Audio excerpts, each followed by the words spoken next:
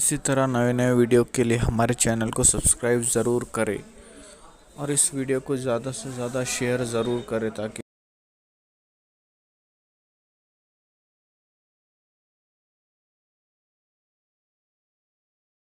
आपको बताऊं, बहुत सारे लोग कहते हैं मौलाना अल्लाह करीम है, अगर हमने गुनाह किया तो क्या हुआ। एक बात आपसे कहना चाहता हूं, और फिर हम निस्बतें गिनाने लगते हैं, फलां से ये निस्बत है तो ये गुनाह हमें नुकसान नहीं पहुंचाएगा। मैं कुरान की रोशनी में एक बात करके आगे बढ़ना चाहता हूं, जरा तवज्जो करना।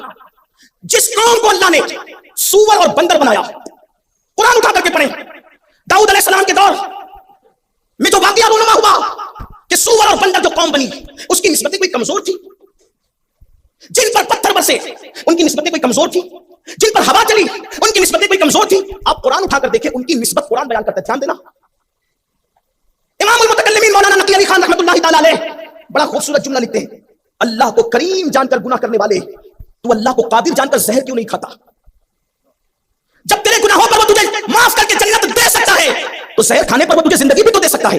मगर तूने अल्लाह को करीम जानकर गुनाह तो किए, अल्लाह को कादिर जानकर कभी जहर नहीं खाया, मतलब तेरी फिक्र को शैतान ने अगवा किया, तू शैतान के हाथों कठपुतली बना। लोगों, अल्लाह की रहमत पर ध्यान देने वालों, यकीनन अल्लाह रहीम और करीम है, लेकिन उसकी गैरत का भी तो ख्याल करो। वो गज्जूर भी तो है, जैसे सिफते रहीमी और करीमी में कोई उसकी मिसाल नहीं, वैसे उसे सिफते गज्जूरी में भी कोई उसकी मिसाल नहीं हो सकती। सबसे ज्यादा वो गैरतमंद है। कौम लूत पर जो पत्थर बरसे, क्या उनकी निस्बतें कम थी? कौम आद पर जो अजाब आया, कौम समूद पर जो अजाब आया, उनकी निस्बतें कम थी? क्या निस्बत थी उनकी? कुरान उनको कहता है बनी इसराइल। कुरान उनको क्या कहता है? बनी इसराइल। और बनी इसराइल का मतलब क्या है? याकूब की औलाद, हजरत याकूब के वालिद इसहाक, इसहाक के वालिद इब्राहिम, ये उनका शजरे नसब है। अब गौर करना, जिनका शजरे नसब कुरान बयान करे और वो अंबिया की औलाद हो और वो पाप और जराइम करे, तो अल्लाह उनको सूअर और बंदर बना रहा है, अल्लाह उनको हवाओं के जरिए से हलाक कर रहा है, अल्लाह उनको हवाओं के जरिए से तबाह कर रहा है। जिनको पानी में गर्क किया गया, जिन्हें पानी में डुबाया गया, जिन पे पत्थर बरसाए गए, जिनको ज़लज़ले में धंसाया गया, वो कौन लोग थे? वो औलाद पैगंबर थे, वो बनी इसराइल थे, हजरत याकूब की औलाद में से थे। अब मुझे बताओ मेरे आका सल्लल्लाहु अलैहि वसल्लम के दीवानों, बल्कि इससे एक नाजुक और बात सुन ले। बात आगे बढ़ने से पहले, ये जो जराइम पर दिलेर होकर जन्नत की तमन्ना कर रहे हैं, ये जो रातों को आवारगी करके जन्नत का ख्वाब देख रहे हैं, ये जो अपने नफ्स को बहकावे का शिकार करके जन्नत के बागों का ख्वाब देख रहे हैं, जरा खुदा की गैरत पर तवज्जो तो करें। जब कौम लूत पर अजाब आया, उनके चंद जराइम थे। एक तो मर्द मर्द के साथ बदी करता था, दूसरा ये कि वो सीटी बजाते थे, तीसरा वो कि वो ताली बजाते थे, और चौथा ये कि वो अपने पेट की गैस जोर से हंसी मजाक में खारिज करते थे। ये उनके जराइम थे। और आप जानते हैं कि कौम लूत पर जो अजाब आया बदी की बदकारी की वजह से, कि मर्द मर्द के साथ बदी करे, आज वो फेल भी कौम मुस्लिम में मौजूद है, बिलखुसूस जवानों में। और हदीस पाक में आता है, जानियों पर जो अजाब होगा उससे बदतरीन अजाब मर्द मर्द के साथ बदकारी करे तो उनको होगा। फिर उसके बाद फरमाया गया, जो कौम लूत सा अमल करे वो मरेगा कहीं भी, उसकी कब्र में उसकी रात नहीं गुजरने पाएगी, उसके लाशें को उठा करके वहां पहुंचाया जाएगा जहां कौम लूत पर अजाब आया था।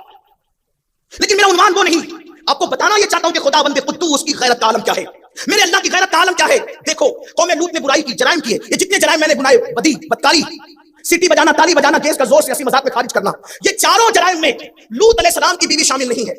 इसलिए कि हम अहले सुन्नत का अकीदा ये है, अल्लाह की हिकमत बालिगा की वजह से अगर कभी कभी नबी की बीवी काफिर हो तो काफिर हो सकती है, नबी की बीवी काफिर हो सकती है, लेकिन नबी की बीवी कभी कैरेक्टर लेस नहीं हो सकती, कभी बदकार नहीं हो सकती। बहुत से अंबिया गुजरे हैं कि जिनकी बीवियों ने कलमा नहीं पढ़ा, वो मुसलमान नहीं हुई, जैसे कि हज़रत नूह अलैहिस्सलाम की बीवी। इसी तरीके से और भी मिसालें मौजूद हैं। अगर आपको तहकीक करना है तो आप किताबों में तफसीर उठा करके आप पढ़ें, सूरह आराफ को पढ़े आपको पता चलेगा, सूरह हूद को पढ़े आपको पता चलेगा, इस तरह मुख्तलिफ सूरतों को पढ़े आपको पता चलेगा। लेकिन हमारा अकीदा क्या है? नबी की बीवी कभी काफिर हो सकती है, अल्लाह की हिकमत बालिगा शामिल है, लेकिन नबी की बीवी कभी बदकार नहीं हो सकती। उसकी हिकमत यह है कि कुफ्र सब बुरा नहीं समझते, क्योंकि काफिर कुफ्र को अच्छा समझते हैं, कभी तो वो कुफ्र करते हैं, लेकिन बदकारी ऐसा जुर्म है कि इसको किसी मजहब में अच्छा नहीं समझा जाता, इसलिए नबी की बीवी कभी बदकार नहीं हो सकती। अल्लाह अकबर। ये चारों बदी जो मैंने गिनाई, हजरत लूत अलैहिस्सलाम की बीवी इन जराइम में शामिल नहीं, इस बुराई में शामिल नहीं। लेकिन जब लूत अलैहिस्सलाम ने अपनी कौम को मना फरमाया कि देखो बदी न करो, बदकारी न करो, तालियां न बजाओ, सीटियां न बजाओ, पेट की गैस इस तरीके से हंसी मजाक में बेहयाई के साथ खारिज न करो, तो उन्होंने अल्लाह के पैगंबर को जवाब दिया, लूत तुम बहुत ज्यादा बाहया और पासा बनते हो, हम तुम्हें अपनी बस्ती से जरूर निकाल देंगे। और फिर अल्लाह के पैगंबर को उन्होंने निकालने की बात की। मेरे अल्लाह ने फरमाया, लूत हम इन पर अपना अज़ाब नाज़िल करेंगे,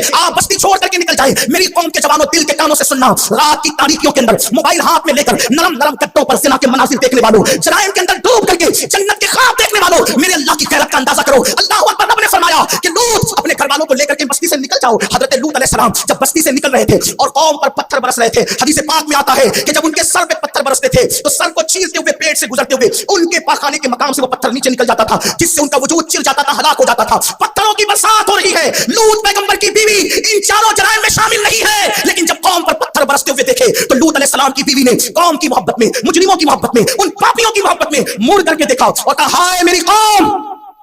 लूत की बीवी उन जराइम में शामिल नहीं थी जिसका जिक्र मैंने किया, लेकिन मुजरिमों के लिए कहा, हाय मेरी कौम। तो जो पत्थर उन पापियों گرا اور حضرت لوط علیہ السلام کی بیوی ہلاک ہو گئی. تھوڑا کوئی اللہ کی غیرت کا اندازہ تو کرے.